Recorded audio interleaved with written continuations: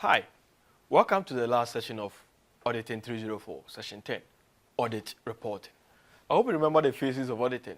This was the key part of the phase 5. The last phase of the auditing process is Audit Reporting. This phase requires the auditor to report findings and opinion on the financial statement. The audit report is effectively the means by which auditors communicate satisfaction of or dissatisfaction with their accounts to shareholders. This session seeks to expose students to the nature of audit reports and the types of audit reports.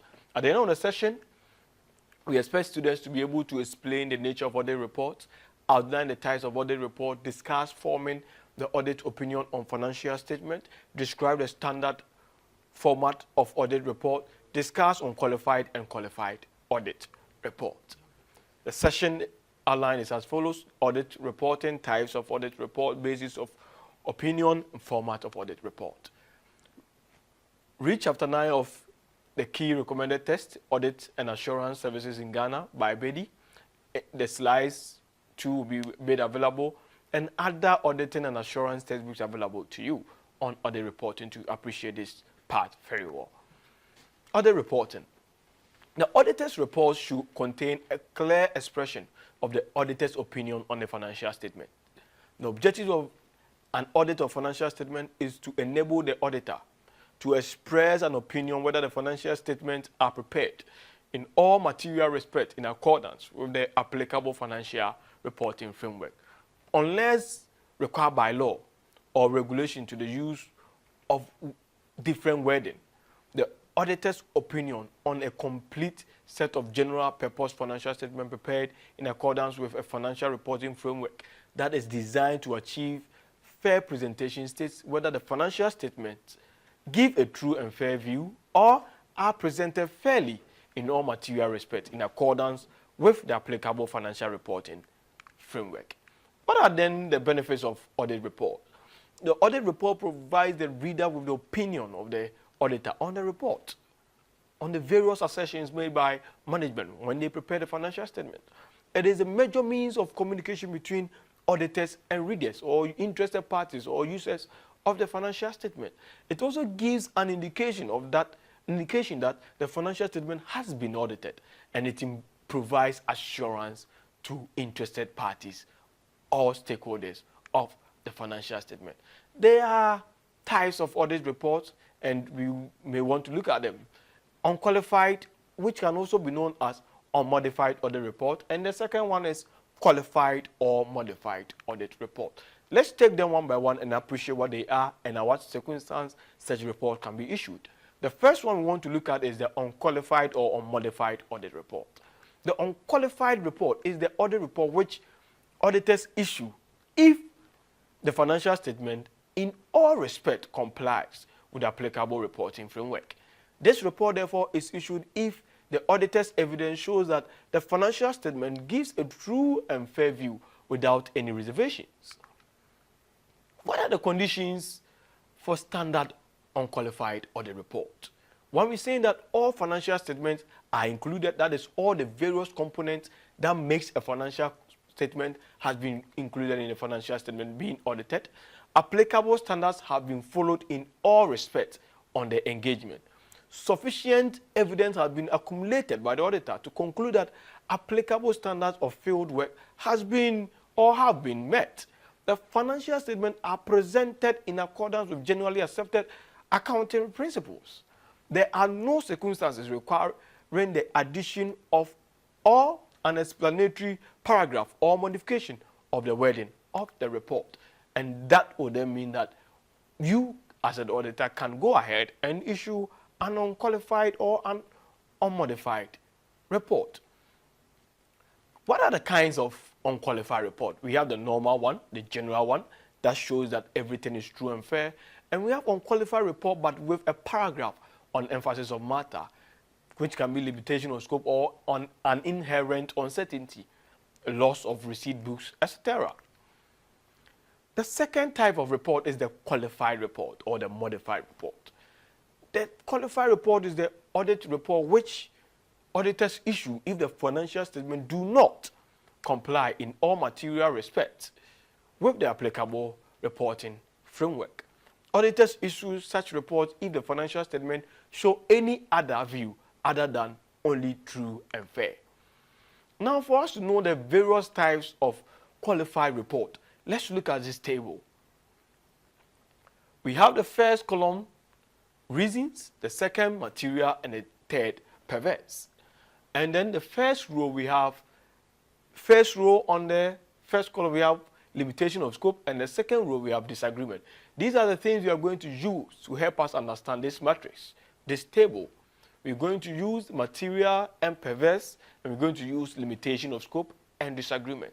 So we're saying that limitation of scope, that is inability to carry out audit procedures, perhaps due to lack of accounting records or information and explanations from management.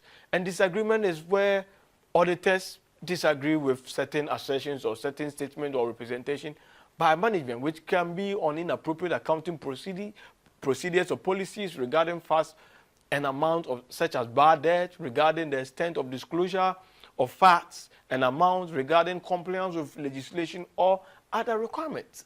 We are going to put these two key points, limitation of scope and disagreement, with material and perverse, which will help us to know the type of qualified report to issue at each circumstance. So let's start. 1, limitation of scope. That is the auditor, the inability to carry out audit procedures. If this inability is considered material, then the type of audit report that can be issued is a set for. That is, the auditor will issue an set for qualified report if the matter due to limitation of scope cannot be audited as material. But if it's material and also pervasive, that is, the possibility of it occurring is so assured, then the auditor will issue a disclaimer of opinion. That is, the auditor will issue a disclaimer of opinion if the matter due to limitation of scope can be audited as material, cannot be audited as material and pervasive. So, limitation of scope, when it's just material, the auditor will issue a qualified report, except for. But if it's material and pervasive, then limitation of scope, the auditor will issue disclaimer of opinion. On disagreement, if the auditor disagrees with management on several issues, and the issue they disagree on is material, only material, then the auditor will go ahead and issue an except for qualified audit report. But if it's material and pervasive, then the auditor will issue an adverse report, opinion, if the matter due to disagreement is material and pervasive. So for you to know the type of report to issue under qualified, you have to consider limitation of scope as against material and pervasiveness. Or if the issue is due to disagreement, then you consider this disagreement with material issues or pervasiveness. That will help you to know whether the report, which is a qualified report, will be a set for, or will be a disclaimer, or will be adverse opinion. Now let's, with this, look at the basis of opinion. The auditor must evaluate the conclusions drawn from the audit evidence obtained as the basis for forming an opinion on the financial statement. I hope you have not forgotten this. When we were discussing evidence, we were looking at sufficient and appropriate evidence, and that serves the basis for auditor's opinion. Whether the financial statement taken as a whole are free from material misstatement, whether the financial statement give a true and fair view or are presented fairly in all material respect in accordance with the applicable financial report framework, will depend on the evidence gathered. Compliance with reporting framework. The accounting policies selected and applied are consistent with the financial reporting framework and are appropriate in the circumstance. The accounting estimates made by management are reasonable in all circumstances. The information presented in the financial statement, including accounting policies, is relevant, reliable, and comparable, and understandable as well. The financial statement therefore provides sufficient disclosures to enable users to understand the effect of material transactions and events on the information conveyed in a financial statement. For example, in the case of financial statement prepared in accordance with International Financial Reporting Standards, the entity's financial position, financial performance, and cash flow. This, when achieved, is saying that there is compliance with what? Financial reporting framework. Now let's try and see the format of audit report. Hey, they are so close to you. Per the company's code 1963 at 179, Schedule 5 give us the format of the audit report. And then the international standards on audit, which Ghana subscribes to, gives us a perfect standard to work with. So, to understand and to see the main format and the various components of the report, we have to pay attention to the international standards on auditing and the company's code, Ghana, specifically Schedule 5. Now let's try to look at the various sections of a standard audit report. It has a title, needs address, C, introductory paragraph, management responsibility for the financial statement, auditor's responsibility, basis of opinion, and then followed by the auditor's opinion. Other reporting responsibilities, auditor's signature, name and Institute of Chartered Accountants Ghana membership number, date of the auditor's report, and auditor's address. Very, very important. So you can consult the various dailies and other annual reports to look at the way audit reports are written as a sample for you, so that you'll be able to always identify the various sections of a standard audit report.